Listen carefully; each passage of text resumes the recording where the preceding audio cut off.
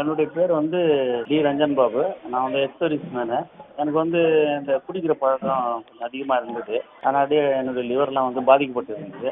அந்த விளம்பரத்தில் பார்த்து பூஸ்ட் லீவ் வாங்கினேன். வாங்கி நான் ரெகுலராக 6 மாதம் ஒரு டியூப் யூஸ் பண்ணால் அந்த பூஸ்ட் லீவ்னால எனக்கு எந்த பிரச்சனையும் இல்லை. பரவாயில்ல, நல்லா இருக்குது. நல்ல ஹெல்த்தாக இருக்குது, நல்ல ஆரோக்கியமாக இருக்குது, நல்ல தூக்கம் இருக்குது. எல்லாமே என்னை பொறுத்த வரைக்கும் பரவாயில்ல, சூப்பர். Thank you boost leave.